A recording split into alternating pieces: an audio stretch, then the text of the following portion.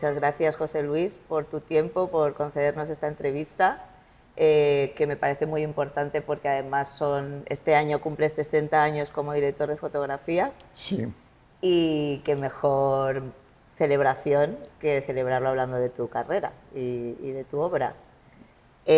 Justamente además este año estrenas una peli que hablaremos de ella un poquito más tarde con Fernando Colomo, con el que ya has trabajado, y que además me da la excusa para enlazar un poco con el resto de tu filmografía, porque yo he leído a Colomo decir que cuando tú rodaste Al sur de Granada con él, empleaste el enfoque fotográfico que pretendías hacer en la segunda parte del sur. ¿Esto es Sí, cierto? sí, sí, claro, evidentemente, porque la película de Colombo trataba de Andalucía, del sol de Andalucía, de la luz de Andalucía, porque era la razón por la que aparecían los novelistas de los que tratan o los pintores ingleses, y entonces pues es como la luz que había quedado por hacer en la película del sur, que se había quedado como en el aire, como esos dibujos animados para mí del personaje que va por un trampolín y sigue caminando, caminando y de repente mira para abajo y dice ¡uy!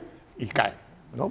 Hasta que no se da cuenta de que está en el vacío. Pues en la película del sur nos pasó algo igual. Se quedó así, Sí, en se quedó así, suspensión. nos quedamos de repente todos como fuera de situación, ¿no?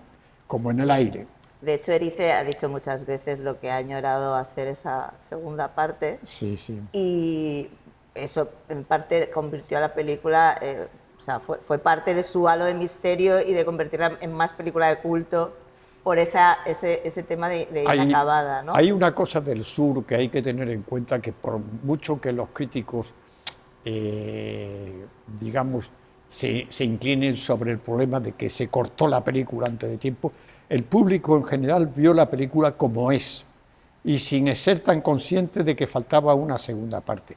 Y la película funciona tal como está. Es decir, que la película es en parte, en el 90%, creación de Víctor Erice, desde el punto de vista director, pero que la decisión de cortar la película y dejarla como está en el sur es una decisión de Elías Querejeta. Yo creo particularmente que a Elías Querejeta no le gustaba todo el guión. Lo había aceptado, pero no le gustaba todo el guión. Y cuando vio que había posibilidades de pararlo ahí sin la segunda parte, pues decidió pararla realmente. Aunque luego le buscaron, como todo es política, le buscaron unas razones de que se habían hecho uno. Es totalmente falso. El problema es que a Elías esa segunda parte no le gustaba. Nunca sabremos cómo habría sido, pero Sí. bueno, el tema es que tú pudiste adoptar o trasladar ese enfoque a la peli de Colombo, lo cual me hace recordar que tú siempre has dicho que no te gusta planificar la fotografía antes de estar en el set.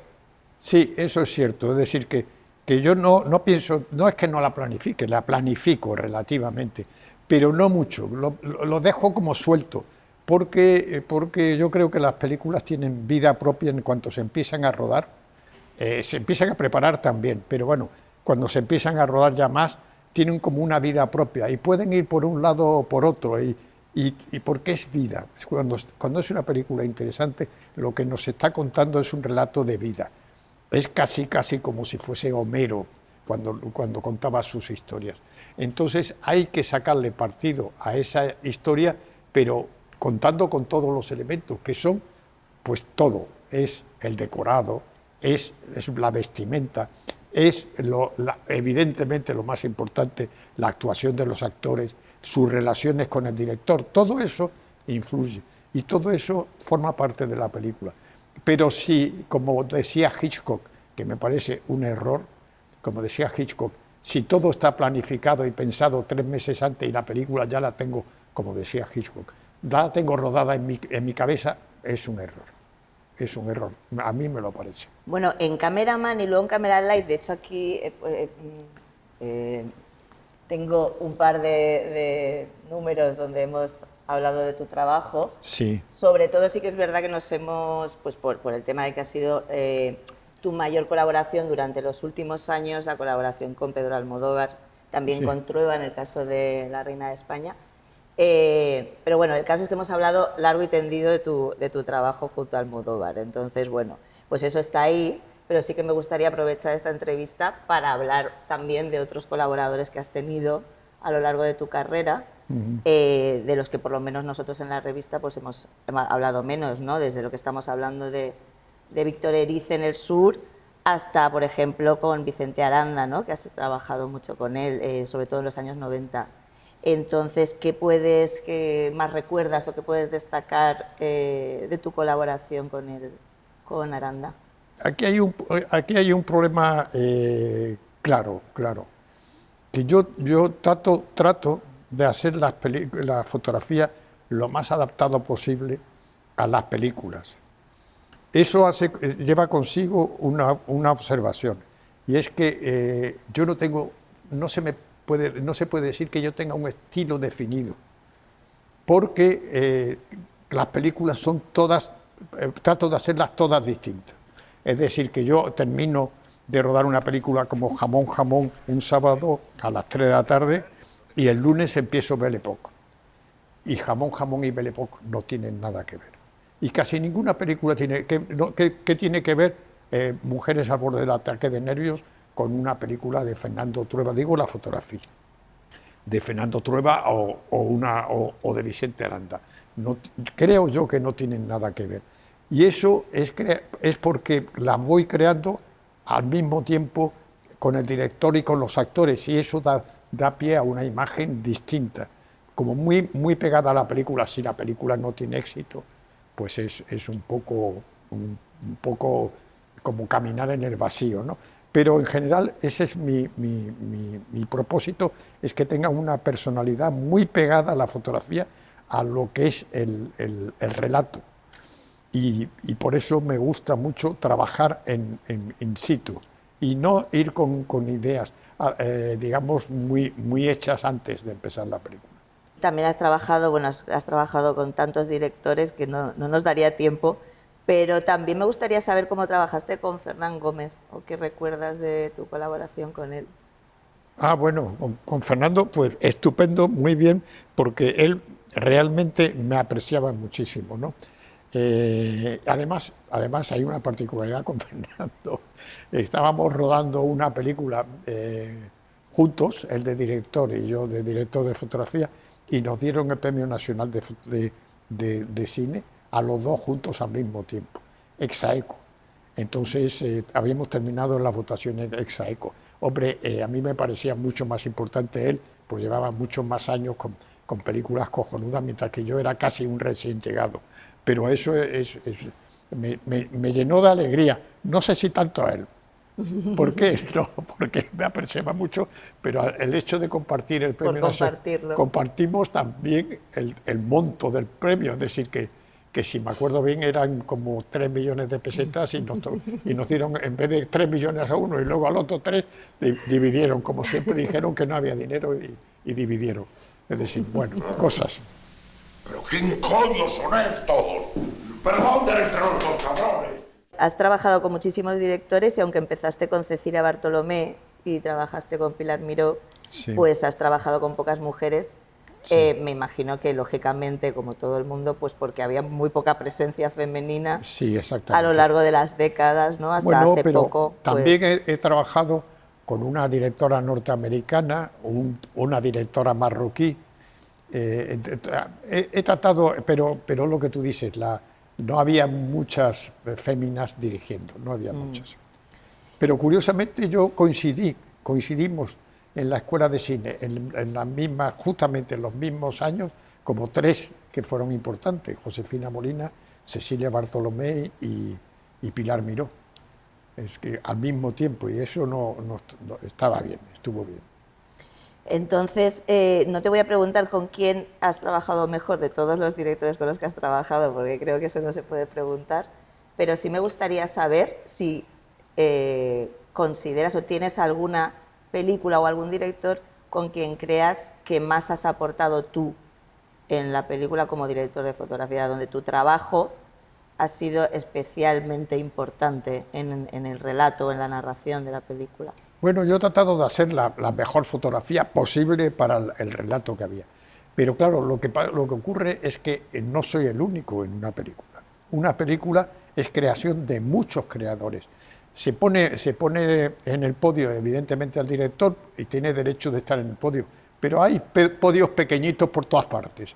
Es decir, evidentemente, sin una buena fotografía la película no termina de estar bien, pero sin un buen sonido tampoco termina de estar bien, sin unos buenos decorados. Es decir, hay que tener en cuenta que el cine es una arte, cultura, como se le quiera llamar, que reúne muchos creaciones distintas. Y entonces cuando todo eso funciona junto, es una gran película. Y entonces hay veces que funciona, hay veces que hay alguna patita que coja, porque no hay que olvidar evidentemente al guión. Y entonces eso, la unión de todas, pues se da en ciertas películas nada más. Es decir, por ejemplo, puede ser en alguna película, varias películas de Almodóvar, alguna película de Fernando Trueba o dos o tres, pero sobre todo, por ejemplo, Belle Époque para mí, pero en Vicente Aranda, Intruso, que es una película poco considerada, pero me parece una buena película, o evidentemente alguna Amantes, y así podemos ir a todo, porque Vigas Lunas, evidentemente, la de Jamón, y las otras están bien, pero ya no están tan conseguidas. Es decir, que hay una serie de factores que hacen que la película sobresalga y tenga más valor. Y eso hay que tenerlo en cuenta siempre. Es decir, la película no es obra de un solo, digamos, una sola creación, que puede ser como se hace exageradamente el director. Sí, el director es evidentemente el que maneja la batuta, el director de orquesta, pero hay muchos otros departamentos creativos en los cines, en las películas, y hay que tenerlos en cuenta siempre. Sí, bueno, es un arte coral. Sí, pero parece que eso se olvida a veces. Sí, sí. A mí me gustó mucho cuando yo entrevisté a Marisol Carnicero hace tiempo y le pregunté por los derechos de autor ¿qué opinaba? De los derechos de autor de los distintos departamentos de una película, y me dijo algo que me pareció muy inteligente, y es que no en todas las películas todos los departamentos tienen el mismo peso. Entonces, claro, hay películas donde la fotografía es muy importante y hay otras donde no. Y lo mismo con el sonido, lo mismo con el arte, lo mismo con tantas cosas. Sí. Sí, pero aquí hay una parte que hay que considerar. Estamos hablando de fotografía. La fotografía incide prácticamente en todos los departamentos, menos en el de sonido. En todos los demás departamentos, la fotografía debe de cuidar a esos departamentos particularmente, porque tendrán, digamos, una visión mejor si están bien fotografiados y si están fotografiados con el diafragma adecuado, porque si no se pueden perder. Esto es uno de los problemas gordos. Luego hablaremos de ello. Sí, por supuesto. Bueno, has hablado antes de Belle Époque y fue uno de tus 5 Goyas a mejor fotografía. Sí. Yo quería preguntarte de esos 5 Goya o igual de las 21 nominaciones que has tenido en total, ¿por qué película crees que deberías haberlo ganado y no lo ganaste? Pues básicamente, bueno, puede haber... me pareció que El Intruso tenía una fotografía estupenda, y una película argentina, La puta y la ballena. Ah, sí. La puta y la ballena tiene una fotografía excelente, y la película entera no termina de funcionar, pero una parte, que es la parte del burdel, funciona muy bien. Yo siempre me quedé con las ganas de que toda la película hubiera sido la parte del burdel, no añadirla en la parte moderna y todo eso. Pero bueno, la película es lo que es. pero la fotografía está muy bien y fue, digamos, dejado de lado, claro, evidentemente por ser argentina, básicamente. Bueno, y la has reivindicado hace poco en la academia que estuvimos Sí, viéndola. sí. Muy bien. Y se sigue viendo bien, ¿eh? Se Sí, sigue viendo sí, bien. sí, la verdad es que sí.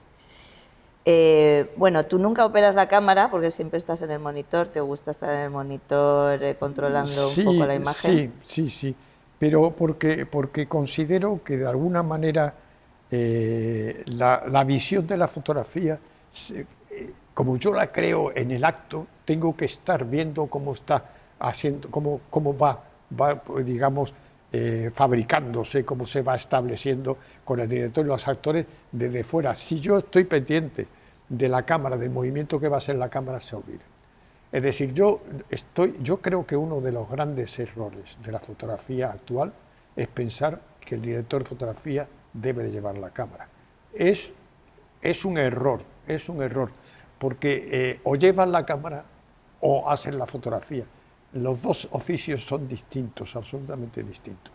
Entonces, si te dedicas más a uno, dejamos de lado. Tanto es así que eso es a lo que lleva al callejón sin salida de la fotografía actual. Lo que lleva a eso es el hecho de que el director de fotografía lleva la cámara. Ha sido una cosa acogida por la producción con los brazos abiertos, porque para ellos es un ahorro de dinero, porque es un empleado menos, si vas de rodaje fuera son dietas menos y tal, pero es un error flagrante en el concepto de la fotografía. Tanto es así que ahora mismo las fotografías interesantes que se hacen en el mundo entero están hechas generalmente por un director de fotografía que no lleva la cámara, que no lleva la cámara. Y eso incide mucho en el resultado de la fotografía de las películas. Entonces yo te quería preguntar si tus colaboradores más directos, que son un poco en los que delegas tanto la parte de luz como la de cámara, pues sería el gaffer, Sí. el primero de cámara y demás, y bueno, quizá también el director de arte es un colaborador bastante directo tuyo. Sí. ¿A quién destacas de estos puestos a lo largo de tu carrera? ¿Has tenido colaboradores especiales en este sentido que te hayan ayudado mucho? Bueno, yo creo que todos nos hemos ayudado unos a otros, ¿no? Y no particularmente bien. Curiosamente, los que ayudan más son los directores que tienen un concepto digamos, de luz o de resultados de la imagen importante, muy definidos. Y no es porque tanto intervengan, sino porque ya escogen unos colores, unos decorados de salida que funcionan muy bien para nosotros. Pero que no, por ejemplo, yo que he trabajado mucho con Pedro, Pedro no me ha impuesto nunca una luz, nunca. Lo que sí ha hecho es escoger unos colores, escoger unos decorados, unos muebles, todo eso sí lo ha... Y eso ha sido la base para el trabajo mío después, pero no ha intervenido en la luz. Hay, generalmente, yo a veces he descubierto que los directores no han visto mi fotografía. Es decir, cuando Chicho Ibáñez Serrador, una película también que es muy interesante de fotografía en su momento, cuando Chicho Ibáñez Serrador rodábamos con él, yo se me quedaba mirando y me decía, pero yo no veo esto. ¿Tú crees que esto estará bien para la película? ¿No sería mejor hacerlo más penumbroso, más tenebroso? Así como... Y yo decía, no, Chicho, vamos por buen camino. ¿Sí? ¿Tú crees? Yo no termino de verlo, pero vale, de acuerdo, vamos por aquí. Pero hablas de quién puede matar a un niño. ¿De quién me puede matar a un niño? Y si no, en la película de Víctor Erice me decía que no veía la fotografía de la película. Y yo le decía, ya verás, como esto funciona muy bien, además con el sur, cuando vayamos al sur va a funcionar muy bien. Por contraste, ¿no? Por contraste. Pero resulta que no fuimos al sur, entonces es un error. Sí, y luego, os quedasteis en el norte. Pero fíjate, por ejemplo, Vicente Aranda, con el que me he llevado muy bien y hemos hecho muchas películas juntos, en Intruso hicimos la película, no tuve ningún problema con él, yo hice la película la fotografía que pensaba que era la película, y él siguió la película. 6 años después del estreno de la película, me llama por teléfono, 6 años después, me llama por teléfono y me dice, oye, que acabo de ver, que no la veo nunca, pero por una serie de circunstancias, acabo de volver a ver Intruso. Tiene una fotografía estupenda. Y digo, Se acaba de dar cuenta. y digo yo, un poquito tardío, dice, sí, pero me he dado cuenta ahora. Fíjate. Pero es normal. El director se mete en su mundo y ve todo desde su punto de vista y tal, y no termina de tomar una distancia, ¿no? No termina de verlo desde Sí, fuera. además es lo que tú has comentado en alguna ocasión, que las películas hay que verlas varias veces porque hay que verla una vez para disfrutarla y otra vez para ver la fotografía y para fijarse en los detalles, ¿no? Sí. A mí eso me ocurre, si me dejo llevar no me fijo en la fotografía porque me estoy fijando en otras cosas, Claro. sobre todo estoy entrando en la historia. Sí, eso me viene a otra cosa además. Yo generalmente cuando veo una película que me interesa, pero que sea extranjera, no inglesa o francesa porque las entiendo, pero de otro idioma, la vuelvo a ver 2 veces porque una estoy leyendo los letreros y otra estoy viendo la película. Porque los subtítulos es el enemigo mortal del director de fotografía y de los actores, porque te encuentras, yo me fijo mucho y te encuentras en grandes, ahora que se habla tanto en el cine, se habla tanto,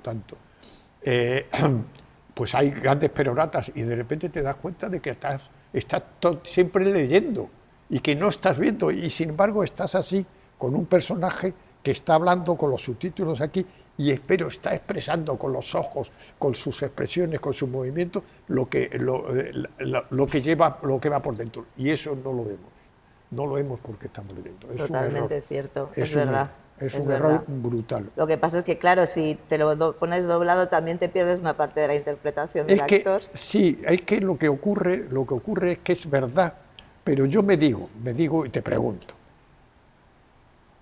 tú ves una película en polaco, con subtítulos, ¿tú crees que en el idioma en polaco que oyes, evidentemente, si la oyes en español, el doblaje puede ser fatal, horrible, y te aleja de la película? Pero el oír el polaco, como lo ha hecho el director, que habrá puesto acentos del norte de Polonia y del sur de Polonia, ¿tú crees que eso lo notas? Es decir, que preservar el sonido de la película original para el espectador español es un bien, es mejor, yo creo que no, porque no te enteras. Es imposible de saber si un polaco ve una película española y hay personajes que son claramente andaluces y otros que son del norte, visto con subtítulos en Polonia, ¿qué diferencia ve?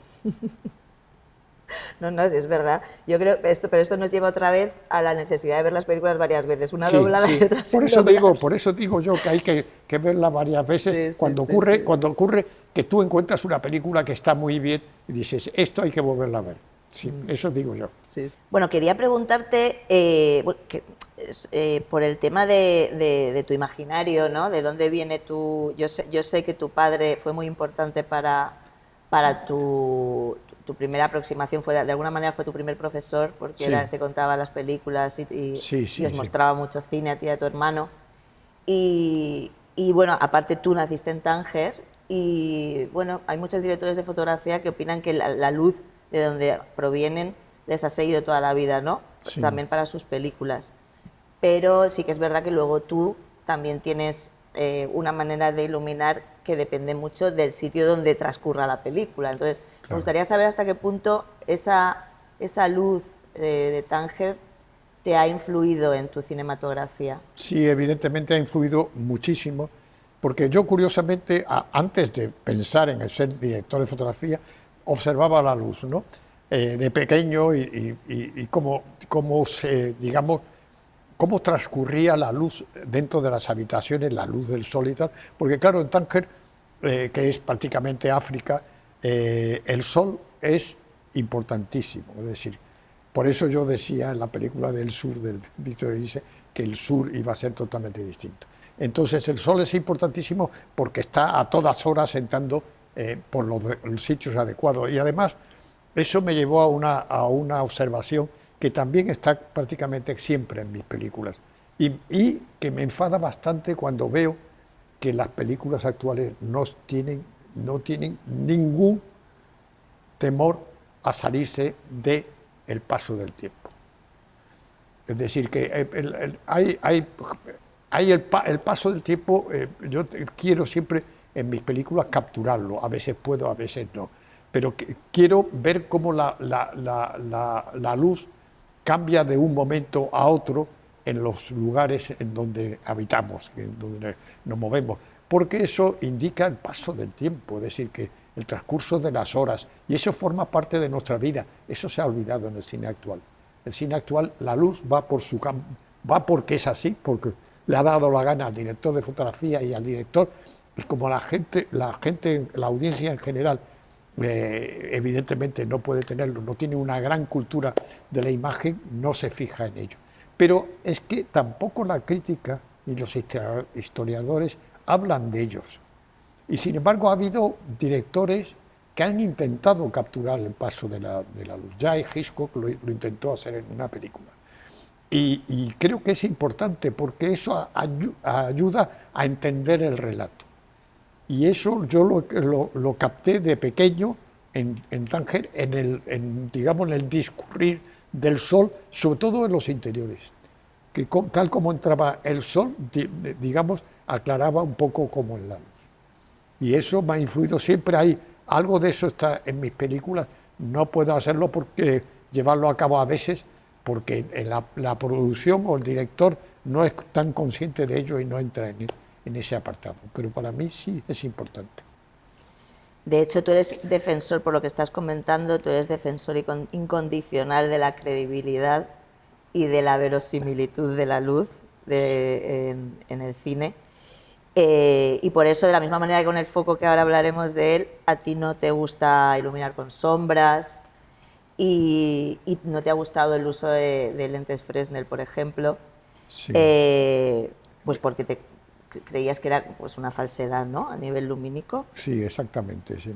Y te quería preguntar, porque ¿no aceptarías un tipo de iluminación en películas, por ejemplo, de género, de terror? Hablabas antes de la de Chicho, aunque fuera de manera expresionista para determinados momentos. Sí, se acepta la teatralidad de esa luz, sí podías entrar en eso, pero tiene que ser una historia que vaya camino a que exista esa teatralidad. Si no existe esa teatralidad, no tiene sentido. Si la película no va por otros caminos, no tiene sentido. Pero de todas maneras, yo creo particularmente que el terror no hace falta, digamos, potenciarlo con la luz. Eso es digamos, una herencia del cine alemán de la época de los años 30. Del expresionismo alemán, claro. Es una herencia de eso todavía. Y la verdad es que llegaron a cosas, digamos, una gran calidad en la fotografía, porque al fin y al cabo eso es lo que creó el blanco y negro. El blanco y negro viene creado por el expresionismo alemán. Toda la fotografía blanco y negro viene creada y consiguieron grandes obras maestras. Pero fíjate tú que en la historia del cine hay una especie de lapso, que es el momento en que pasa el cine del blanco y negro al color, que está desajustado totalmente. ¿Por qué? Porque los directores de fotografía que vienen del blanco y negro tratan de hacer la fotografía que hacían en el blanco y negro en color. Y era desastroso, era una fotografía teatral que no iba a ningún sitio, no funcionaba. Y es ese periodo de como 20 años, como 20 años, en que la visión de la imagen del cine era era como deshilachado, sin garra, que es todas las películas de color de la época. Por eso el cine americano, que tardó mucho en adaptarse, porque las centrales sindicales, lo que había de centrales sindicales, que lo había en Hollywood, mantuvieron férreamente a la gente en su puesto y no los renovaba. Y tuvieron que ir directores de fotografía desde Europa para cambiar ese hecho, que fue la importación de directores de fotografía europeos a Norteamérica. y que no se ha estudiado mucho, pero que fue muy importante y cambió la fotografía. Fue cuando fue Néstor Almendro, pero fueron de toda Europa, fueron muchos, porque los europeos habían conseguido cambiar la luz de las películas suyas, porque no tenían unos sindicatos tan férreos en su base, mientras que en Norteamérica tardaron mucho en cambiarlo, y por eso hubo un desajuste en que el cine europeo, punto de vista imagen sobre todo, era muchísimo mejor que el cine norteamericano. Uh-huh. Bueno, acabando un poco con el tema de terror de quién puede matar a un niño, que a mí me encanta, ¿eh? De hecho, recuerdo exponentes actuales que se han hecho así de ese terror diurno y soleado como Midsommar, de Ari Aster. Sí. Y funciona muy bien porque te da más miedo, porque parece más cotidiano. Más cotidiano, más cercano, dice, de repente esto podía ocurrir.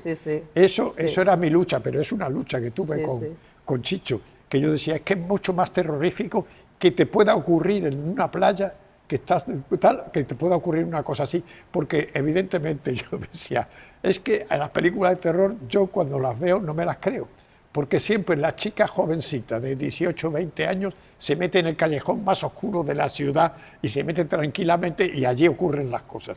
Es que no me las creo. Cosa que nunca haría, ¿no? Claro. Alguien en sus cabales. Claro, por eso. Bueno, en fin. Bueno, el caso es que a ti nunca te ha gustado mucho hacer cine de género, ¿no? En general. No demasiado, ¿no? Claro, quizá por eso, ¿no?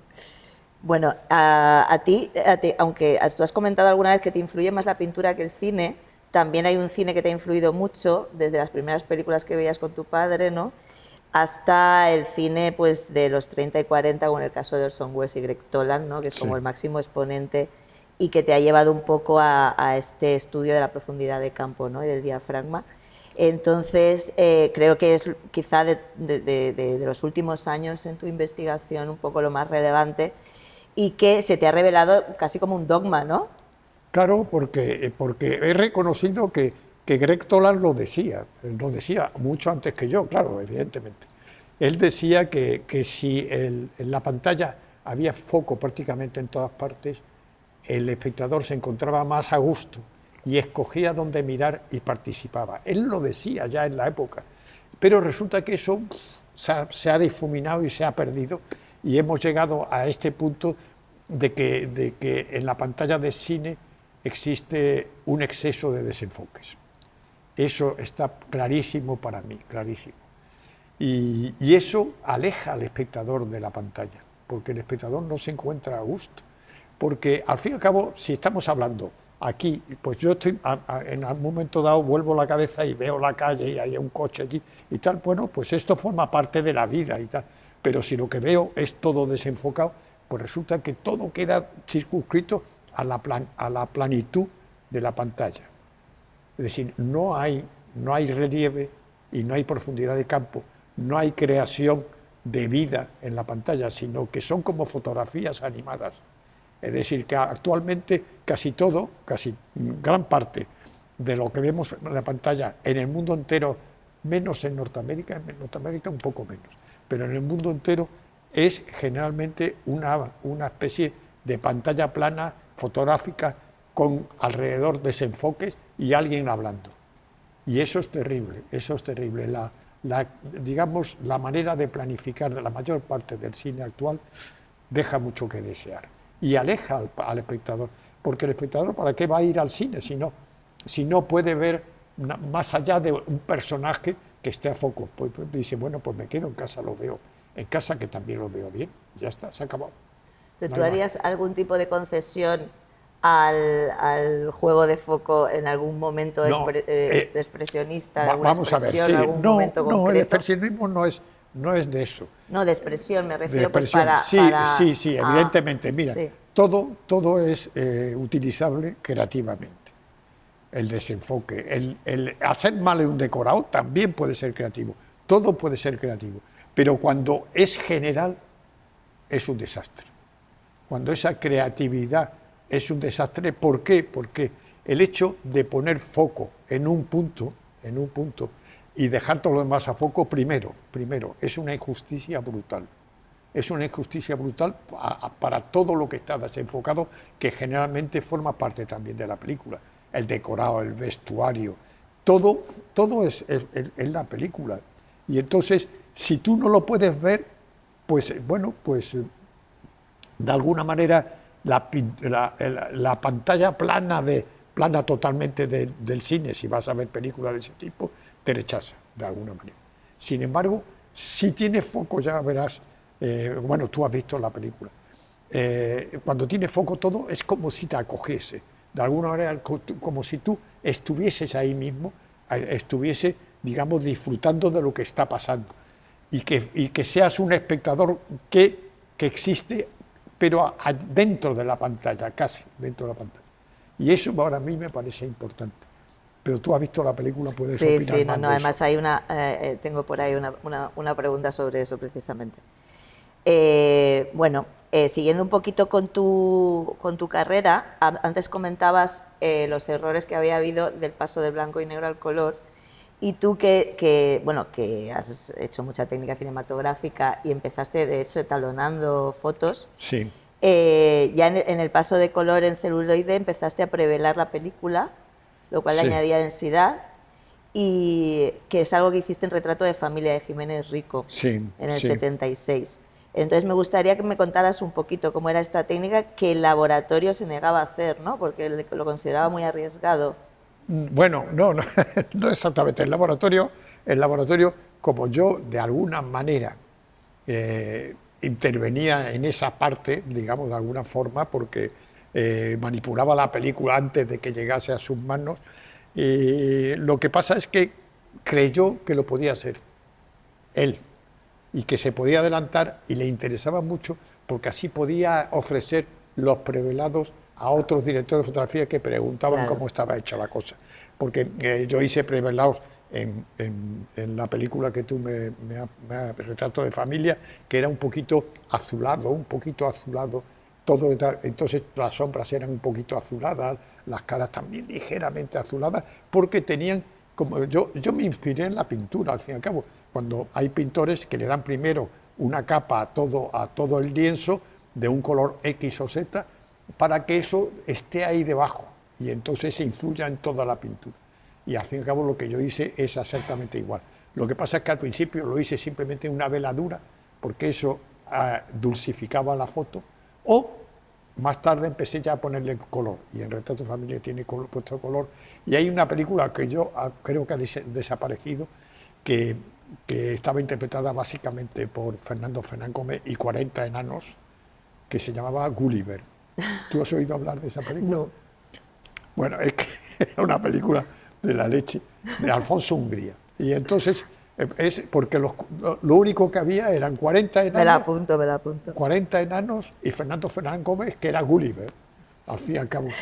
Y los 40 enanos fueron una cosa impresionante, impresionante. Hablando un poco, partiendo del tema del prevelado en celuloide y luego ya en digital, eh, eh, siempre has tenido un control bastante grande del etalonaje y del color, y que se ha visto muy claro en ese color cercano al Technicolor que has conseguido en algunos trabajos con Almodóvar, que creo que ahí utilizaste el 6K, que te sirvió esa resolución para conseguir Sí, ese color, ¿no? sí, más, está bien. Yo es que soy, digamos, ferviente partidario del digital, porque en digital se consigue absolutamente todo lo que quieras trabajándolo.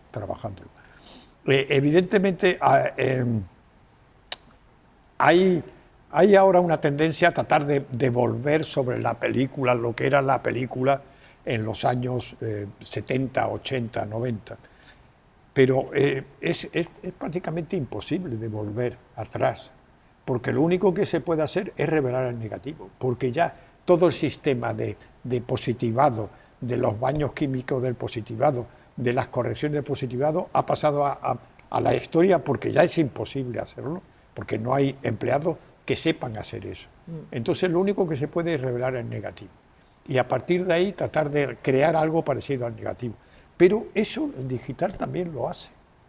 Y porque ya, por ejemplo, Fuji ya ofrece un software para hacer sus películas exactamente igual que existían en la época. Entonces, eso es facilísimo de hacer. Lo que pasa es que se encierran en rodar en negativo, con lo que se pierden todas las ganancias de rodar en digital. Y es que son muchas, que son muchísimas. Que por lo tanto, yo que talono mis películas en el acto, es decir, que todas las películas que he hecho con Almodóvar o ahora la de Fernando, cuando hemos terminado el último día de rodaje, la película está lista para verla en proyección. Hombre, queda el sonido, queda el montaje, la edición, todo ese tipo de cosas. Pero prácticamente lo que es la imagen está terminada. Pero lo haces con el DIT en el set. Lo hago con el DIT en el set. Y además de eso, digamos que cada vez que estamos rodando un plano, yo creo que el plano se acerque más a la realidad. Luego, por la tarde, en cualquier digamos, momento que tenga un descanso por lo que sea, por actuación o por lo que sea, con el DIT voy ajustándolo todo, pero yo dejo la película prácticamente terminada, porque es la manera, es la vida, yo creo que es la vida, eso, el tener terminado la imagen y que además la gente que está en la película la vaya viendo y vaya comprobando que si tienen en su sección, en su departamento, hay algún problema, lo pueden ir corrigiendo, porque si no ya todo queda para después, para la postproducción, el colorista, todo ese mundo que existe ahora, que está muy bien, pero que no hace falta llegar a él. Puedes casi terminar la película antes, si quieres. Pero claro, si estás llevando la cámara es imposible, eso pasa a la historia. Claro. Bueno, volviendo a la iluminación, es muy conocido también tu uso pionero de los fluorescentes. Bueno, los fluorescentes. Que tengo entendido que empezaste a usar comprándolos en ferreterías, Sí. porque no había para cine, Sí, porque sí. tú lo que querías era evitar las luces que entonces se usaban, ¿no? Que eran los cuarzos sobre todo, ¿no? Claro, los cuarzos sobre todo porque no te puedes imaginar lo que era rodar con cuarzos. Era aquello que se llamaba mini brutos y maxi brutos. Maxi brutos era la repera, una cantidad de cuarzos y rodar en verano con los maxi brutos que despiden un calor brutal, porque hay que tener en cuenta que los cuarzos aproximadamente el 98% de la energía que desprenden es calor. Y ya el 2% es luz, y desprenden mucha luz, pero claro, desprenden un calor que es brutal para los actores. Y entonces yo dije, esto no puede ser, no se puede vivir con esto. No se puede un actor ponerlo porque es un sufrimiento brutal. Y conseguí, vi la posibilidad de los fluorescentes, me lancé sobre ellos y además con los gaffers que tenía entonces, que eran digamos los creadores después de Cinelux, fueron los que me ayudaron muchísimo para ello. Porque ellos encontraron, por ejemplo, el sistema, porque yo sí, la idea mía básica era fluorescente y de una cierta forma y tal, pero ellos encontraron el sistema de colocarles un dimmer y que funcionase. Porque hay que tener en cuenta que el dimmer sobre los fluorescentes tiene una ventaja que no tiene nunca el dimmer sobre cualquier otro aparato, y es que no cambia el color de la luz. Es decir, de máximo a mínimo tiene siempre el mismo color.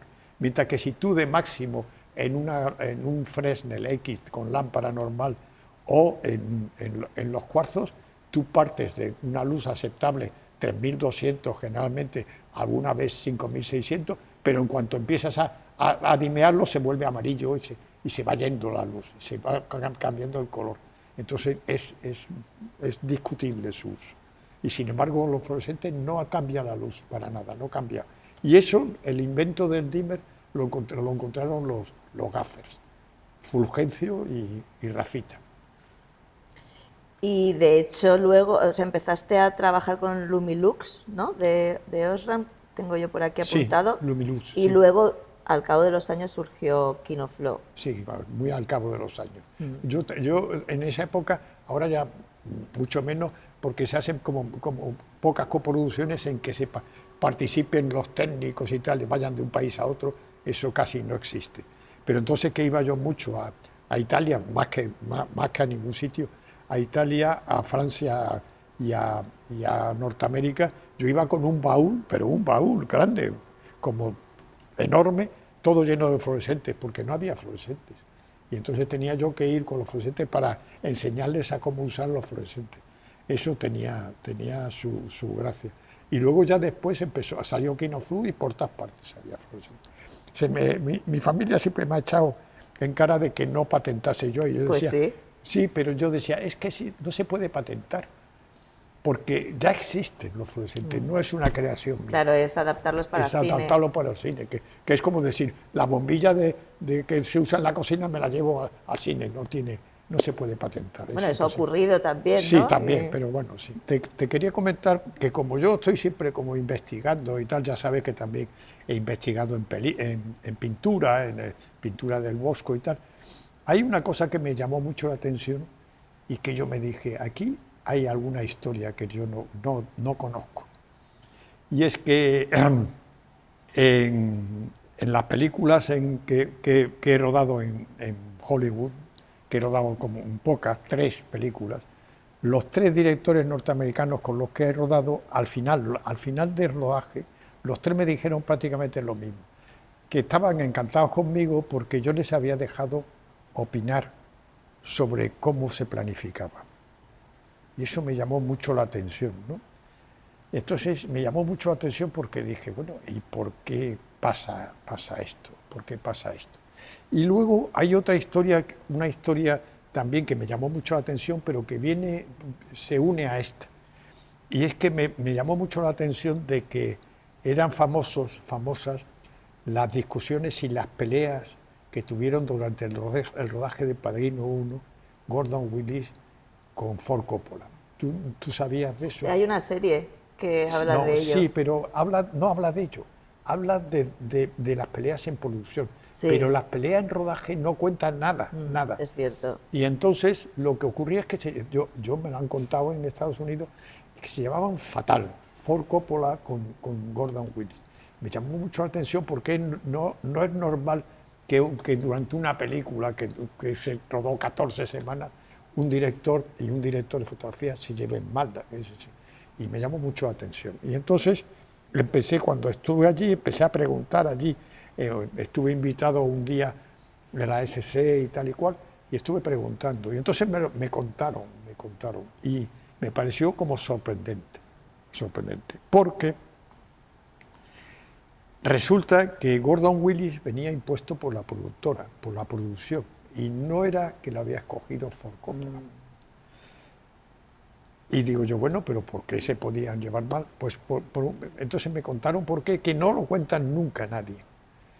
Y se remonta al cine mudo. Empezamos en el cine mudo. En el cine mudo, las cosas, el cine americano iba de cojones de bien, porque se distribuía por todo el mundo fácilmente. Porque tú terminabas una película un viernes y casi la podías empezar a proyectar en Europa el lunes. No se hacía, pero bueno, podía proyectarse porque era cine mudo y no tenían que poner nada a cambiar el habla de las personas. Llega el cine sonoro y entonces aparece el cine sonoro y los actores hablan en inglés, pero eso no les interesa a los chinos ni a los europeos porque es un idioma que ellos no usan normalmente.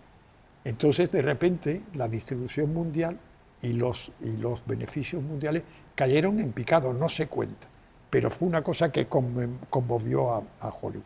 Entonces se dieron cuenta que eso tenían que cambiarlo porque era un mercado importantísimo. Eso creó la necesidad de rodar en español, en alemán o en italiano las películas en Hollywood. Por eso se rodaron las dobles versiones, porque si no se perdía un público que lo tenían ganado de antes, pero que con la llegada del sonoro se había perdido. Y se pusieron en marcha inmediatamente en buscar cómo sonorizar las películas, pero eso tardó lo suyo. Y entonces, bueno, pues empezaron a rodar y fueron todos los talentos españoles, italianos, todo eso que fueron a Hollywood. Pero de repente, en el año 38, 39, empezaron las búsquedas que tenían para sonorizar las películas en idiomas extranjeros, apareció. y empezaron a salir las películas. Y volvieron a tener éxito mundialmente. Tuvieron tanto éxito que de repente los grandes, la Paramount, Warner, la Metro y tal, se encontraron con que necesitaban más películas, porque les pedían más películas. Con el doblaje habían conseguido llegar a casi todo el mundo y se habían multiplicado las necesidades. Entonces tenían que rodar más películas. Entonces, ¿qué ocurrió? Que los productores, aquellos judíos peleteros de Nueva York, eran muy listos, porque dijeron, necesitamos más directores, porque tenemos directores de fotografía en plantilla y tal, que pueden hacer más películas anuales, pero directores tenemos pocos, necesitamos más directores. ¿De quién echamos manos? Pues de Broadway, es lógico, de teatro, de Broadway, y por otro lado también pensaron en guionistas, porque eran los que habían escrito la historia y tenían más contacto con la historia. Pero se encontraron con dos problemas. Dos problemas porque cada uno era un problema distinto, pero era el mismo. Y es que no habían estado nunca en un rodaje. No sabían nada de la mecánica del rodaje. Nada, absolutamente nada. Porque sí, podían importarlos, pero todos esos que iban a llegar, que eran Elia Kazan, Joshua Logan, un montón, Minelli, todo este tipo de cosas, no habían estado nunca en un rodaje. Nunca. Entonces, y los guionistas, curiosamente, tampoco habían estado en un rodaje, porque los directores habían prohibido que los guionistas aparecieran por los rodajes. Y habían puesto como condición para rodar que no aparecieran los guionistas. Y entonces los guionistas tampoco habían estado en un rodaje. Entonces, ¿qué decidieron? Solución. Que la parte técnica de la planificación de la película perteneciese al director de fotografía. Es que no se cuenta esto no se cuenta por ningún lado.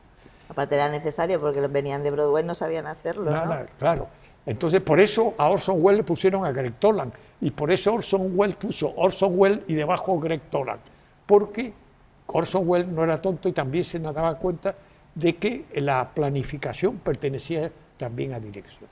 Y entonces, menos a los directores que ya habían hecho el cine mudo, que esos sí habían planificado películas. Y los directores que venían del extranjero, que también habían planificado películas, pero ya anteriormente, como Hitchcock, por ejemplo. Y entonces, a los directores nuevos que iban llegando, era el director de fotografía el que planificaba la película. Y, por ejemplo, en Padrino, ya en el año 73, 72, que del año 72, si no me acuerdo bien, la producción dijo que contrataban a Ford Coppola, que no era muy importante, había hecho 2 o 3 películas pequeñas, pero a condición de que hubiese, planificando la película, un director de fotografía importante.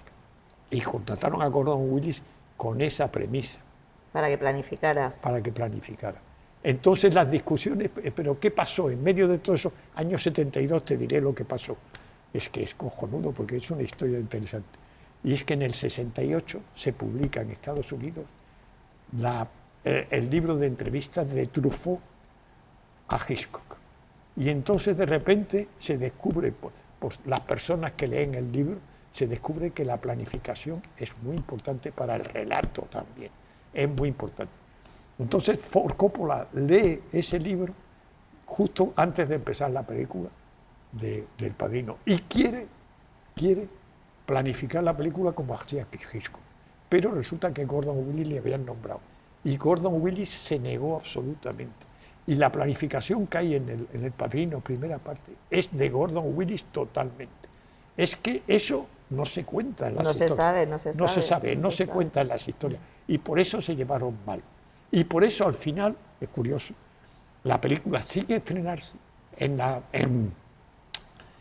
la despedida esa que se hace de las películas, una fiestecita, con micrófonos, cantantes y no sé qué y no sé cuánto. Ford Coppola llega un momento que se hace con el micro y dice gracias a todo el equipo por tal y cual, pero ya puedo deciros que nunca más voy a rodar con Gordon Willis. Nunca más. No lo quiero ver ni en pantalla. No lo quiero. No voy a hacer ninguna película Madre más. mía. Y aparece Gordon Willis y dice lo mismo. Dice, a mí, vamos, es que tampoco quiero porque este hombre es insoportable y discutía todo el tiempo conmigo. Porque el otro discutía para conseguir. Y dice, eso queda claro. Bien, la película tiene un éxito de la leche. Es decir, pasa a lo que el viento se llevó en recaudación. Entonces, hay que quitarse el sombrero delante de los productores, porque los productores deciden hacer una segunda parte. Pero lo primero que le ponen a Ford Coppola encima de la mesa es que tienen que hacer el mismo equipo, que no puede cambiar a nadie, absolutamente a nadie, de los técnicos del equipo. Ford Coppola discute mucho, pero evidentemente medio le compran, y aparte de eso, Ford Coppola había oído a Gordon Willis decir que no iba a rodar nunca más con él, y al final aceptó diciendo, bueno, Gordon Willis va a decir que no. Entonces van a ver a Gordon Willis, y a Gordon Willis pues le hacen lo mismo que le hicieron a Ford Coppola. Había cobrado, creo que según me contaron, alrededor de $5.000 semanales. Le subieron 6.000, 7.000, no, 8.000, no. Discusión, tiempo, 9.000 tampoco, 10.000 tampoco. Y entonces en un momento dado le dicen, los dos que estaban discutiendo con él, dicen, ya tenemos que hablar con los jefes, con los grandes jefes, porque ya nosotros no podemos ofrecer más de 10.000, es el tope que nos han dado. Volvemos a hablar mañana. Al día siguiente van a ver otra vez a Gordon Willis y le dicen, mire, hemos llegado a 10.000, vamos a ir un poco más allá. 10.000 y el 1% de los beneficios. Era una millonada. Si la película tenía el mismo éxito, que lo tuvo, por cierto, que la primera parte, era $1 millón lo que le ponían en la mano a este hombre.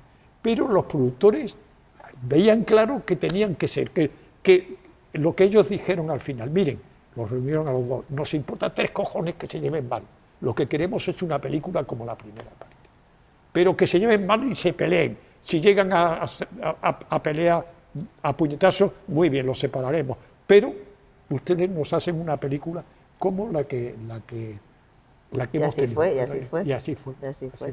Pero fíjate que nunca te han contado. Y a partir de ahí, los grandes directores de fotografía pueden pedir las agencias un tanto por ciento de los beneficios, que hasta entonces nunca se habían dado, porque nunca habían considerado que era tan importante. Y ahí, a partir de ahí, sí.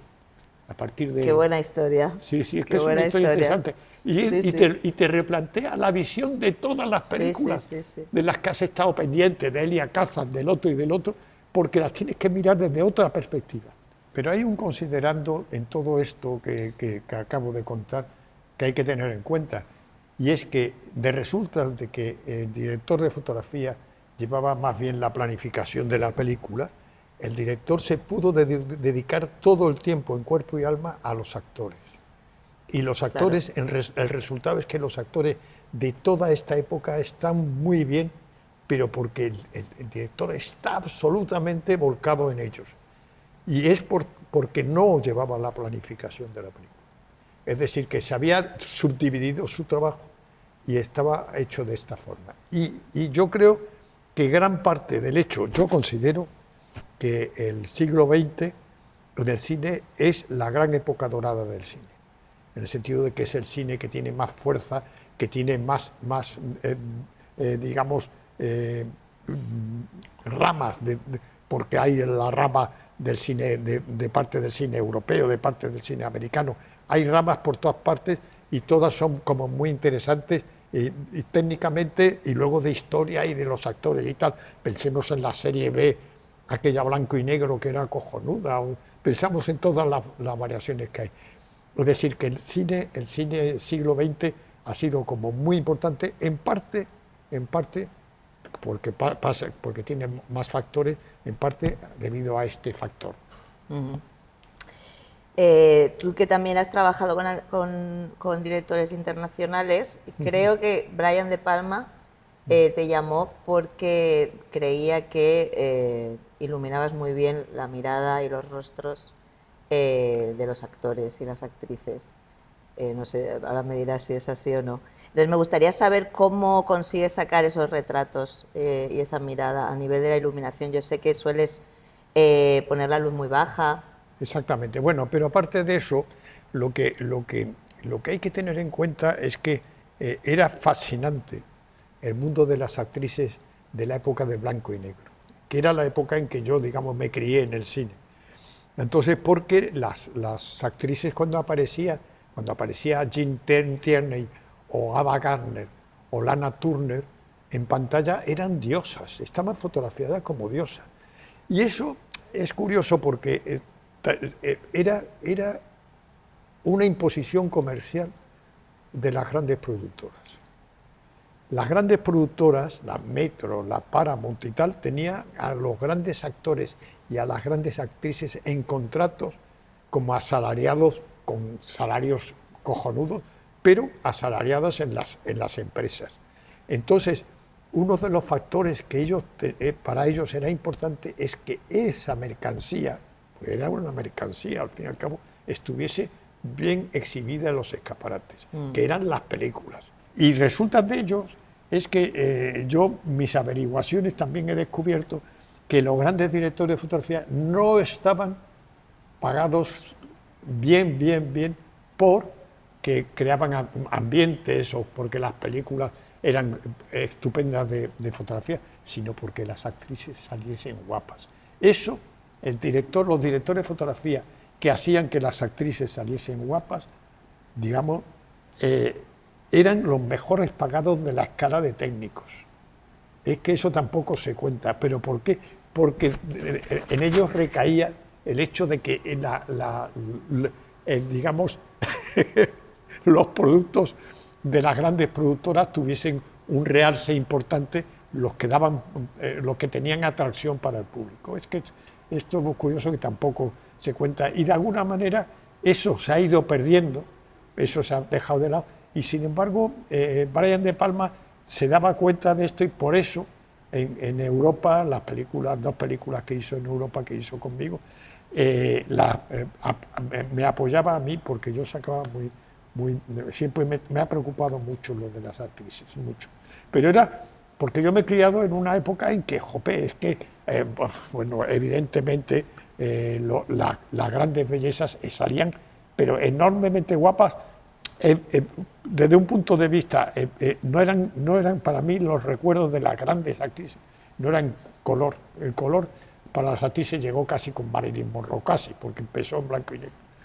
Pero en blanco y negro eran la leche, lo que podían ser de guapas en blanco y negro. Jean Tierney era una belleza, evidentemente había muchísimas bellezas. Aquí tenemos una belleza. Sí. Aquí tenemos a la famosísima, que era creación casi del fotógrafo más que de ningún otro, ¿no? Bueno. Pues estupendo. Bueno, pues ya después de esta mini retrospectiva que hemos hecho un poquito de tu carrera, me gustaría hablar del último trabajo, Las delicias del jardín, junto a Fernando Colomo, que es un trabajo medio autobiográfico, semi-autobiográfico, como ha hecho otros, el director, y que se basa en las reales desavenencias que tiene con su hijo, también pintor, sí, al vivir juntos, ¿no? Entonces, que es co-guionista de la película y es pintor real. Entonces, bueno, yo cuando supe que eras tú el DOP, la verdad que enseguida me acordé de la conferencia que yo asistí en el Prado, sí, sobre tus investigaciones sobre la obra del Bosco. Y tenía ganas de preguntarte si esta colaboración había sido causal o casual, porque parece que sea casi tu destino, ¿no? Porque sí, con todo lo que tú has investigado en el campo pictórico, ¿no? Sí, es verdad, es cierto. Algo hay de eso, pero sobre todo porque nos llevamos muy bien. Te debo de decir que evidentemente él lo ha contado, la idea de rodar con móviles es mía porque yo sabía que era posible y factible, Pero en cuanto Fernando Colomo lo oyó, dijo, uy, esto nos viene fenomenal, lo tratamos de rodar, porque yo al mismo tiempo, debo decir que había una parte de la producción que no estaba de acuerdo con rodar con móviles, porque le parecía un riesgo, le parecía que no iba a quedar bien, en fin, una serie de De hecho, es la primera película que se rueda en España con móviles, es la ¿no? primera, Que sí, yo sí, es la sepa. primera.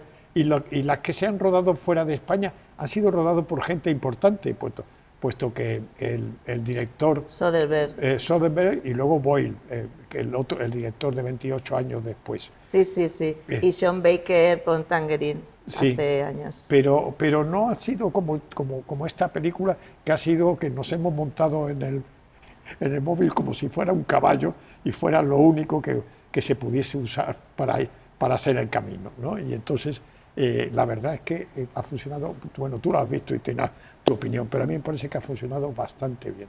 ¿Y cuál fue el motivo principal de esta elección? ¿Qué es lo que te movió a usar el móvil? Por encima de otros formatos a lo mejor que hay en el mercado ahora, cámaras pequeñas como la FX3 o la FX6 de Sony. Bueno, a mí me gusta la imagen que yo veo en el móvil. Y como la llevo siempre conmigo, bueno, pues evidentemente hay siempre una creación de imagen que te acompaña, que es maravilloso. El móvil en el bolsillo es maravilloso porque hay toda una creación. Entonces yo lo que considero ya que una manera de hablar que tenemos es a través del móvil entre nosotros, de alguna forma, ¿no? A través de lo que sea, de la palabra, de la imagen, de lo que sea. Y como forma parte de nuestra vida, digamos, fácil que te acostumbres a él y no le des importancia a la existencia del móvil enfrente tuya en cualquier situación, porque está ahí, nos acompaña siempre. Y bueno, pues la verdad sea dicha, es que todo vino por la negativa del ICA en subvencionar la película. Y entonces el resultado era que ya lo he contado, ¿no? Más o menos te lo he contado. Por falta por tener poco presupuesto, ¿no? No, sí, bueno, exactamente. Pero sobre todo porque consideraba el ICA consideraba que no era una película a ayudar de ninguna manera, de subvencionar de ninguna manera la nuestra. Y entonces eso habría la posibilidad de que hubiese que buscar otros personales, otros técnicos para hacer la película, que sí podrían tener subvenciones. Y eso, bueno, pues me alejaba de mi propósito de hacer la película. Y eso dije yo, pues, propongo una cosa que va a permitir que sea la película menos costosa y por lo tanto más asible sin subvenciones. Y por ahí caminó la cosa. ¿Y cómo pudiste convencer a los productores a través de pruebas previas o les enseñaste alguna imagen? No, pruebas? la verdad es que en ese aspecto, como Fernando era productor de la película, Fernando le pareció estupenda la idea esa, le encantó y se lanzó a por ella. Y fue el principal, el apoyo total. Tanto es así que en algún momento yo decía, joder, es que no se va a poder rodar si no tenemos el apoyo de la producción. Y dice, no te preocupes, vamos allá. Y fue él el que inclinó la balanza. Es decir, de repente le pilló un poco de sorpresa, dice, con móviles, pero se puede rodar con móviles, y le digo yo sí, porque la verdad es que yo había rodado con móviles en una secuencia de una película de Brian De Palma, pero era porque en la historia una de las chicas manejaba el móvil y la imagen que se veía en el móvil pasaba a ocupar la pantalla entera. Entonces yo de repente descubrí, dije, porras, esto tiene bastante buena calidad, es que se puede rodar con móviles. Y se me quedó eso grabado. Y además resulta que eso fue hace 6 años y los móviles han ido cada vez a mejor. Claro. Y bueno, los móviles dentro de muy poquito van a ser las cámaras de cine de todo el mundo. porque hay una historia que no te la puedo contar porque tiene su gracia, pero no sé si vale la pena, pero a lo mejor sí. Sí, seguro que sí. Al poco yo de terminar en la escuela de cine y pues, empezar a hacer fotografía, llegó un momento más o menos alrededor del año 70 en que la escuela de cine, que era la única que existía en toda España, desapareció totalmente. Es curioso porque simplemente anecdóticamente lo único que quedó fue decoración de pie. No sé por qué razón, que duró un par de años más. Y es donde se apuntó Fernando Colomo. Terminó la escuela de cine, no de director, sino de decorador. Porque era lo que había, ¿no? Era lo que había. Pero entonces lo suprimieron. Y entonces recibí una llamada de unos chicos que me hablaron diciendo que yo tenía fama de ser bastante abierto y tal, que si les podía ayudar. Y digo yo, bueno, no sé de qué me queréis hablar. Dice, es que queremos hacer cine. Y dije yo, uy, está difícil ahora. Bueno, te podemos hablar y que tú nos cuentes y te explicamos, porque yo le digo, es que es difícil ahora y tal. Y dice, bueno, pues nos vemos porque, mira, estamos de paso en Madrid. ¿Nos podemos ver en algún sitio? Y dije yo, bueno, pues en una cafetería, en la Plaza de España. Y había una cafetería allí, pues nada, quedamos en la cafetería. Y entonces eran dos chicos jóvenes. Entonces les pregunto, ¿qué pasa? ¿Que queréis hacer cine? Sí, queremos hacer cine, nos gusta mucho y queremos hacer cine y tal. Y digo yo, muy bien, ¿dónde vivís? Y si vivimos en Toledo. Y digo yo, sí, ¿y qué hacéis? Y dice, somos pastores. Yo de repente me quedé absolutamente sorprendido. Y digo, pastores, sí. Y se me queda mirando y dice, mire, no sé si usted me ha visto, acabo de salir de aquella puerta que es un aseo. Es la primera vez en mi vida que me he sentado en un aseo. ¿Pero qué me dices? Y digo, ¿cómo? Dice, sí, vivimos siempre en el campo con las ovejas. Lo único que vamos al pueblo es a ver cine. ¿Pero de qué siglo era? ¿Se habían transportado a otro siglo? Es que era, bueno, te aviso que era el año 66, 67. Bueno, vale. Y entonces ellos eran del año 66, 67. Era como, no existían prácticamente, no debían de ver ni televisión. Vivían en el campo, pero querían hacer cine. Y entonces yo me quedé mirándolo y le dije que era imposible, que se necesitaban unos artefactos grandísimos y que la escuela acababa de cerrar y era imposible. Luego he pensado más tarde, he dicho, también sería imposible ahora, por una simple razón, porque ir a una escuela de cine les costaría un dinero que no pueden tener. Que eso es uno de los problemas gordos que hay. Sí, bueno, pero es que ha ocurrido siempre en el cine, nunca se ha acabado de democratizar. Sí, pero curiosamente en el franquismo sí. A mí no me costó nada ir a la escuela de cine, 4 años, no me costó nada. Pero tú estudiaste en Tánger, ¿no? Sí. Pero yo vine a hacer la escuela de cine a Madrid y me apunté y tal, y hacía las prácticas y tal, y lo único que hacía era que me apuntaba, todo lo demás estaba pagado por el Estado. Fíjate. Para que veas. Para que veas, es decir, que alguna cosa, siempre hay algo. Siempre que... hay mal que por bien no venga, ¿no? Sí, por bien no venga. Bueno, en fin, cosas de estas. Pero a mí me pareció una historia muy bonita lo de los pobres pastores que querían bonitas, desgraciada para ellos porque no tenían posibilidades. Pero se me quedó la idea de una cosa que decía en la escuela, la que decía la Nouvelle Vague, con la cual a veces no estoy de acuerdo y en otras sí, que decía, hablaba de la cámara, la cámara estilográfica, que fuese la cámara como... Cámara estilo. Cámara estilo. Y entonces que la cámara fuese como... Y ahora, con el uso de los móviles, se puede convertir en una cámara estilo, si se quiere.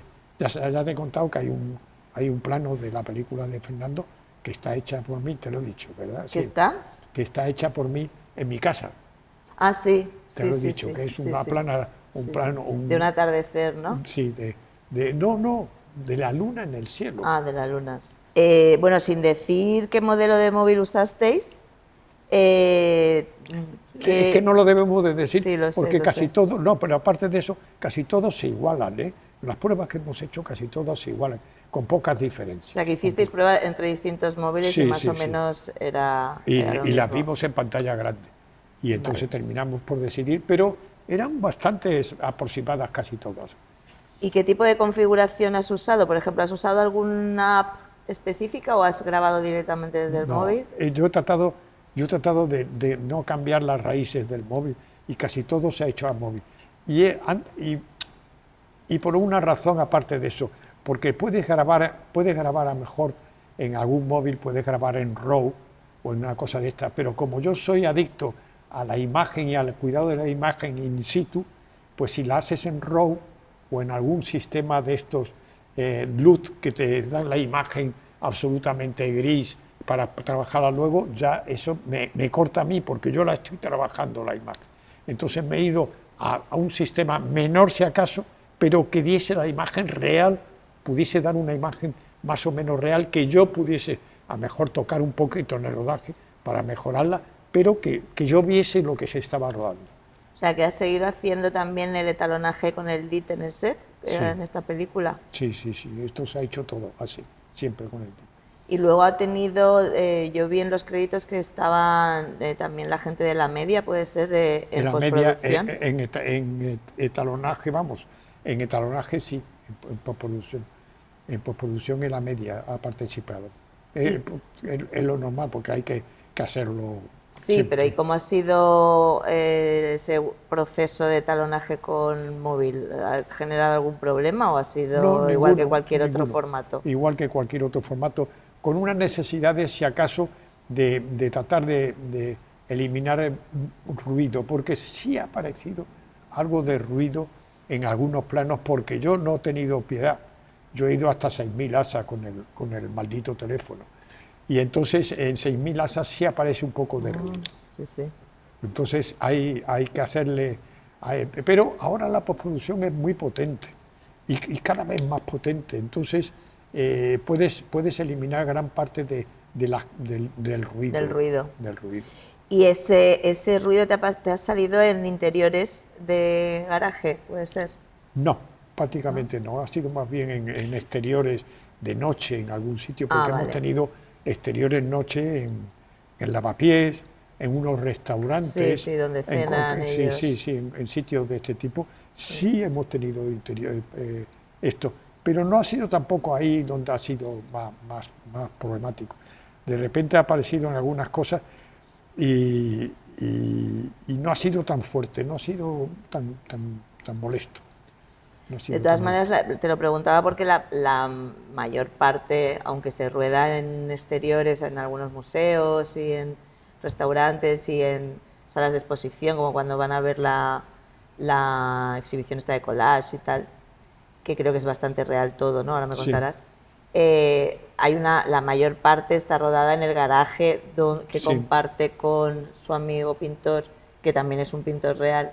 Y ahí me imagino que habría un problema de iluminación, ¿no? De necesitar iluminación, No, porque no poca había, cosa, no poca había cosa. entrada de luz. Mira, toda la película se ha hecho con 2 eléctricos y 3.000 vatios de luz. 3.000 vatios de luz. Es decir, nada, absolutamente nada. Porque se tenía que enganchar, esto como siempre pasa, no ha habido grupo electrógeno, se ha enganchado en las casas mismas y se ha rodado con lo que se podía, no se ha cambiado nada. Y entonces en el garaje se ha rodado, en el garaje estudio, se ha rodado con fluorescentes, pero con 6 fluorescentes. 6 fluorescentes se ha hecho toda la película. No se ha hecho con más.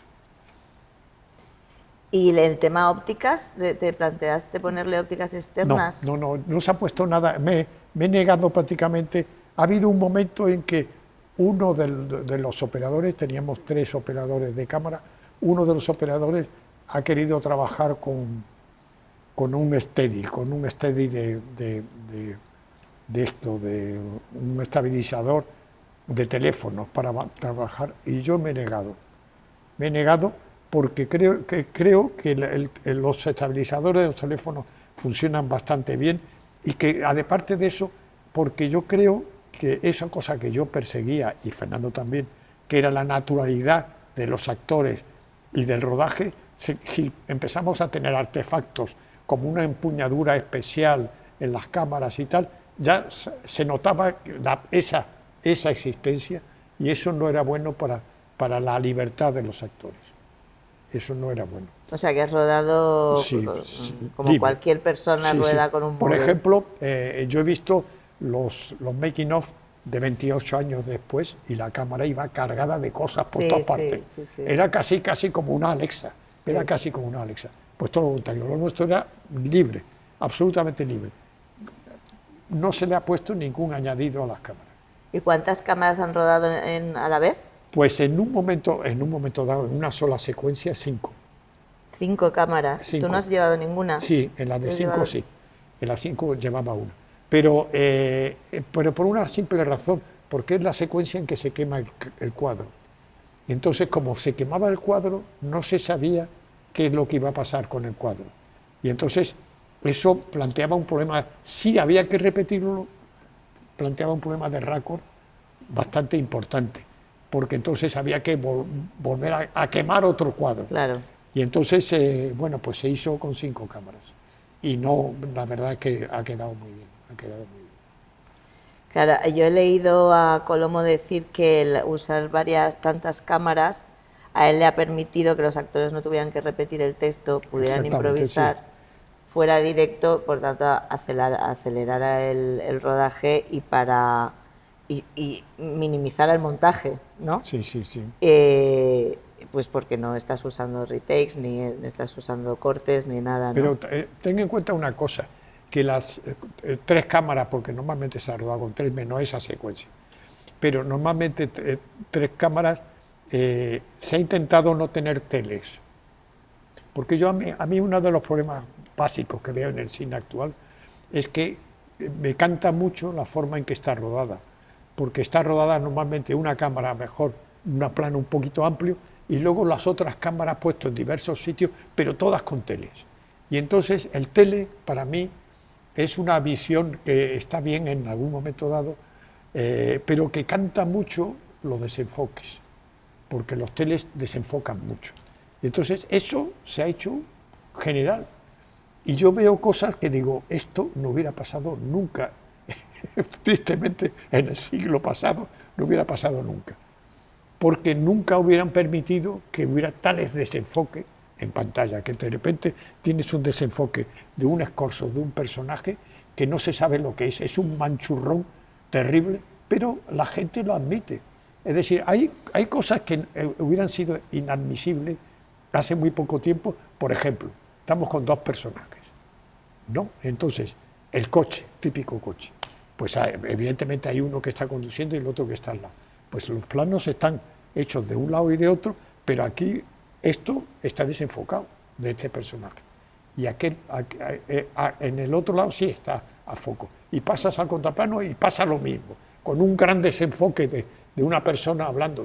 Me parece espantoso. Y al mismo tiempo digo, esto sería facilísimo de hacer con foco. ¿Por qué lo hacen sin foco? ¿Por qué lo hacen sin foco? Porque no saben hacerlo de otra forma y porque además da igual aparentemente. Y no da igual. El espectador lo sufre. El espectador no quiere sufrirlo y no va. Ese es el problema.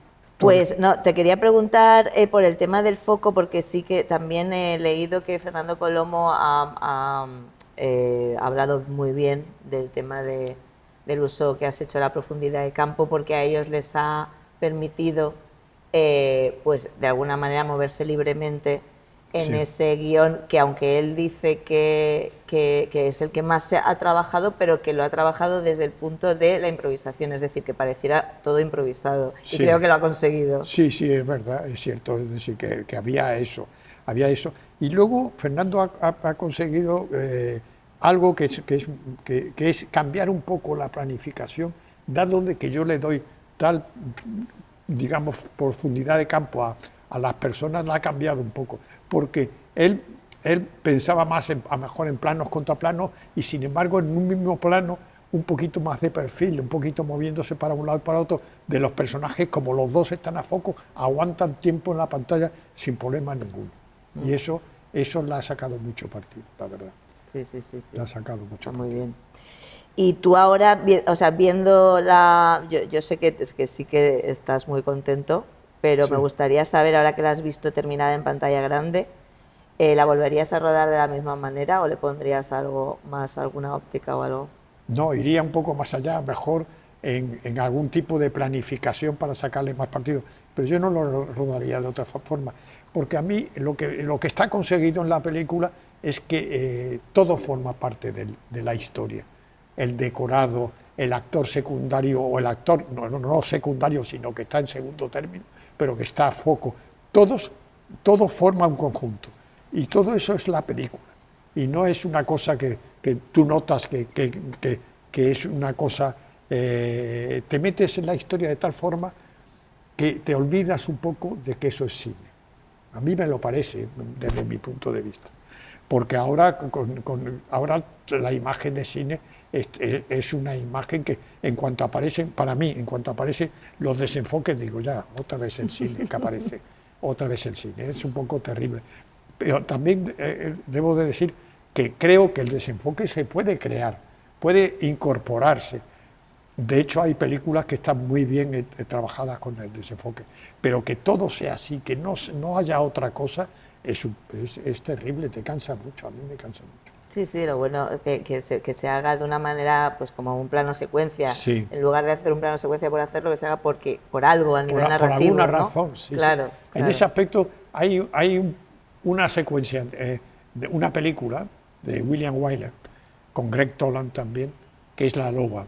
Tú la has visto, La Loba. Sí. Hay unos planos en La Loba en que todo está a foco, uno y otro, y de repente hay un plano desenfocado, en medio de La Loba. ¿Pero por qué está desenfocado? Porque está creativamente Claro. incorporado a la historia. Y eso está muy bien, porque es el momento en que ella asesina a su pareja y la pareja está muriéndose subiendo la escalera detrás y la pareja está, el actor, que, ¿cómo se llamaba? Bueno, Marcha, subiendo la escalera detrás, está desenfocado, pero se está muriendo. Y todo está en el rostro de ella. Y ese momento está muy bien escogido. Claro. Está muy bien escogido. Y es el único plano desenfocado de toda la película, en donde existe desenfoque creativamente, está bien. Pero que sea toda la película así, bueno, en fin, cosas. Vale. Bueno, pues no sé si me dejo algo sobre la peli. ¿Tienes alguna cosilla que destacar sobre la película? Quiero darle importancia a todo, absolutamente a todos los departamentos que hacen la película. Quiero que tengan su importancia y que se noten y no que sean expulsados de la película, como con el sistema se expulsa a muchos departamentos casi. Hay una chica que en una de mis charlas en que voy introduciendo esto y que cada vez lo voy ampliando más y más, en un pueblo de Lérida, en un festival, yo estaba contando todo esto y de repente una chica relativamente joven, levantó la mano y que quería hacerme una observación y se puso de pie y me dijo: yo soy una actriz desenfocada, he hecho ya 6 películas y siempre salgo desenfocado porque cuando tengo que decir alguna cosa resulta que tampoco tengo foco y salgo desenfocada. Así que soy una víctima de ese cine. Fíjate. Una actriz desenfocada. Una actriz desenfocada. Al fin y al cabo ya existe el actor desenfocado en la película de Woody Allen, ¿no? Sí, sí, sí. Pero sí, esto sí, es una actriz desenfocada, pero por razones, digamos, de daños colaterales. ¿No? daños colaterales. Eso está bien. Sí, sí. Sí. Hablando de Woody Allen, Fernando Colomo es nuestro Woody Allen Sí, patrio, sin ninguna duda. Es una visión estupenda Sí, que tienes. sí, Porque sí. yo lo pienso, pero no lo digo. Sí. Pero es verdad que es un Sí, poco sí, sí, Woody sí, Allen sí, nuestro total. Woody Allen. Sí, no, la Y- película es súper disfrutona porque es que Sí. la verdad que es, Sí, sí, sí. es buenísimo, buenísimo, Sí, sí, sí. buenísimo. A Bueno, mí, pues Rosa Montero salió de una proyección y se quedó un poquito hablando y tal en la puerta y yo pasé 2 o 3 veces delante de ella y todas las veces, 3 veces me dijo: la película es estupenda, ¿eh? es que es verdad, es que está Sí, sí, súper sí, bien, sí, sí. está súper bien. Bueno, pues para terminar quería saber un poquito tu opinión sobre un par de cosas. porque tú siempre has sido un visionario a nivel Sí. tecnológico y quería saber qué piensas tanto de, o sea, de los dos últimos desarrollos tecnológicos que se nos vienen un poco encima, uno que ya está instaurado, que es la producción virtual, Sí. y luego esta marea que viene de la nada, que es la inteligencia artificial. Bueno, yo no sé en qué nos puede afectar la inteligencia artificial. Eh, pero, sin embargo, tiene un problema la producción virtual, tiene un problema clarísimo. Y es dentro de mi esquema de cine, que yo hago la película sobre la marcha, digamos, la fotografía, y creo que el director y los actores también trabajan en eso, es que la producción virtual sí, porque ahora hay producciones virtuales que están presentes, que se ven, pero la producción virtual en que es un fondo verde y los actores hablan y tal, es que la vida casi desaparece de la pantalla. Es una cosa distinta, es una cosa distinta, es un mundo distinto. Puede estar bien, pero es un mundo distinto. No hay sangre en las venas. Sí, pero hablas de los croma, ¿no? Sí, El tema de claro. la pantalla verde y Claro, tal. claro, Sí, sí, no hay sí. sangre en la... En la producción virtual te hablo de la de proyección. Sí, la de... esa es distinta, esa es distinta. Pero eso yo no he hecho nada todavía.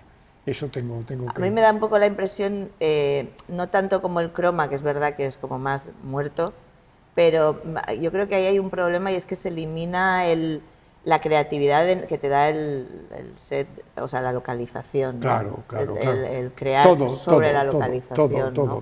porque el hecho de que tú vayas a Cuenca a rodar y entonces estés en Cuenca y rodeado en Cuenca y apartas la mirada y estás en Cuenca y vas para un lado y para...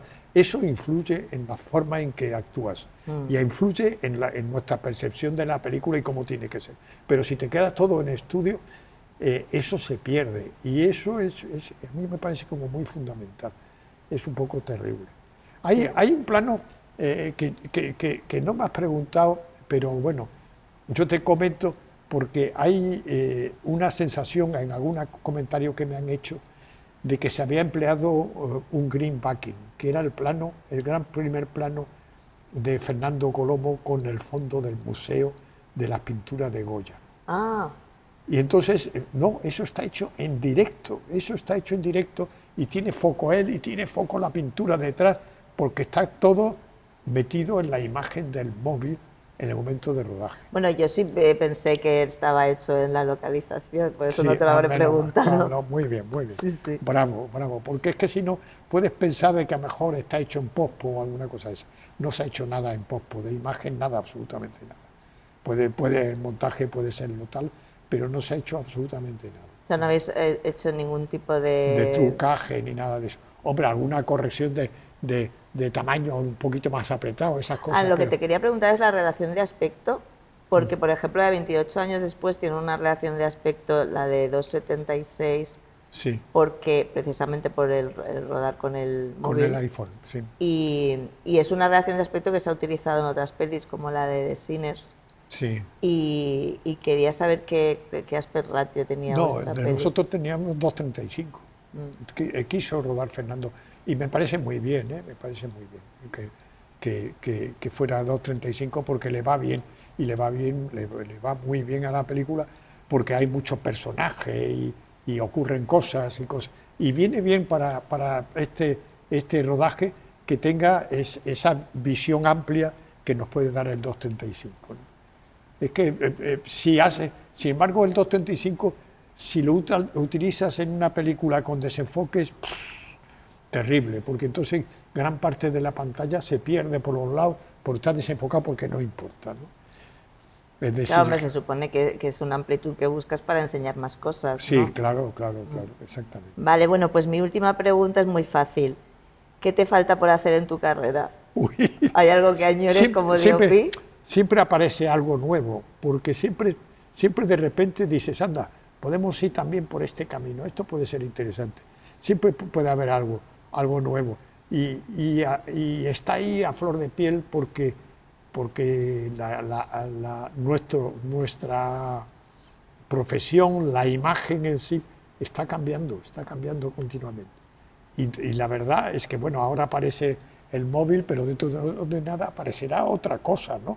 Pero el móvil va a influenciar mucho el cine que vamos a ver dentro de muy poco, dentro de muy poco. No sé cómo se lo van a tomar los fabricantes de cámaras, esto que acabas de decir.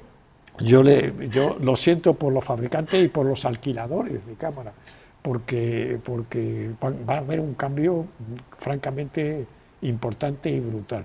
Bueno, lo que pasa es que, como bien dices, pues tanto César Charlone, que utilizó también el móvil en la serie esta de Sugar, Sí. como Anthony Dodmanter, que lo utilizó en 28 años después, ellos luego lo visten con muchas sí, cosas. sí, O sea, al sí. final parece una cámara, una DSLR, porque Sí, entre sí, la sí. óptica, los rigs y Claro, demás, claro, exactamente, al sí. final no parece un móvil. No parece un móvil. Entonces sí. siempre va a haber cosas que se le puedan vestir al móvil. Si quisieran, sí. Sí. Si quisieran, sí. Pero va a influir mucho en el cine que viene, ¿eh? Va a influir muchísimo, porque hay una razón profunda, y es lo que ya he comentado antes. En el móvil que yo llevo aquí ya tiene 2 años, y ya han salido 2 modelos más, y van a seguir saliendo. Y cada uno traerá una mejora, y eso nos va a ir cambiando, porque en la inversión que hay en los móviles, en las búsquedas digamos, de aportar cosas, es enorme, es enorme. Mientras que ya lo hemos comentado, la inversión en cámaras, en nuestra Alexa o nuestro Venice, es pequeña porque tiene poca salida. Hay que decir que los fabricantes se están defendiendo de una manera extraña, para mi gusto, que es haciendo los sensores cada vez más grandes. Esa es la manera de defenderse, de alguna manera, que la industria se vea empujada a usar otra cámara con otro sensor más grande y otros objetivos. Pero claro, de repente, para un sensor que es full frame o más del full frame, porque ya los hay más grandes que full frame, los objetivos son unos cachos de objetivo de una pesadez brutal contra un móvil. Bueno, no sé. Sí, por eso están apareciendo también del otro lado cámaras más pequeñas que cada vez se usan más, como Sí. las de Sony FX6 Sí, o la sí, FX3 que se utilizó en Creation. Sí, o eso está mejor, sí. Sí, la- pero le vuelve a pasar lo mismo, le empiezan a poner cosas. A esas FX3 le empiezan a poner cosas y al final tú la miras y dices, joder, ya es casi como una Alexa. Sí, date cuenta de una cosa. La FX3 al final usa objetivos grandes, es decir, que volvemos otra vez. ¿Pero por qué? Porque a las grandes compañías les interesa los objetivos grandes porque pueden cobrar un dineral por ellos. Es decir, este teléfono que yo tengo tiene 4 objetivos cojonudos y vale 1.500 euros el teléfono. Esos mismos 4 objetivos para un full frame valen esos mismos objetivos a lo mejor 40.000 euros de coste. Y con esta misma marca de objetivos vale 1.500. Es que es una cosa brutal. Es decir, claro, evidentemente los objetivos son pequeñísimos y tal, y los otros son gordísimos. Parece que cobran por peso. Es verdad. Porque ¿Pero tú crees que el resultado es el mismo? Yo creo que sí. No, que vamos a entenderlo. La calidad que puede tener un sensor grande con un objetivo, eso no lo consigues. Pero dime tú, ¿cuántas películas se ven realmente en pantalla donde se pueda apreciar eso? En los cines. En los cines. Pero la gente ya no va al cine. Es que eso se está mordiendo la cola. Porque se está vendiendo un cine para ver en los cines, pero resulta que no se ve en los Porque cines. los directores siguen haciendo películas para cine. O sea, Sí, su enfoque siempre es la sala de cine. Se supone. Sí. Yo en eso también te lo discuto. Es decir, los buenos directores siguen haciendo así, pero hay toda una parte de producción que eso le importa 3 cojones. Entonces, están haciendo cine, pero no para verlo en cine, sino para conseguir las subvenciones. Y eso significa que más bien que las películas quedan para las plataformas, no quedan para el cine. Es que es un problema gordísimo. O para festivales. O para ¿no? festivales. Y lo peor, ¿sabes?, es que es muy difícil volver a recuperar audiencia. Muy difícil. muy difícil, está mucho más complicado de lo... porque ya ha perdido la costumbre de ir al cine. Era una costumbre adquirida de ir los fines de semana o una noche sí, una noche de vez en cuando al cine, ya es ni eso. Es que yo he ido a alguna película americana de esas de gran blockbuster y me he encontrado con que éramos 6 en la sala. Sí, sí. Y digo, pero bueno, ¿cómo es esto? Así es. En no. el fin de semana de estreno. Sí. A mí me ha pasado. Sí, te ha pasado. Sí. Pues entonces no. En un cine de Madrid, de los más grandes, el sábado de estreno, a la hora que va todo el mundo, y éramos 6. Sí, es y a lo mejor era Mad Max. Sí, y te quedas acojonado. Te quedas acojonado. Sí, porque ocurre. dices, ¿cómo es posible esto, no? Bueno, pues muchísimas gracias, José Luis. Ha sido un placer. El placer es mío también. Y que vaya todo el mundo a ver Las delicias del jardín, que es una maravilla. Sí, muchas gracias. Muchas gracias.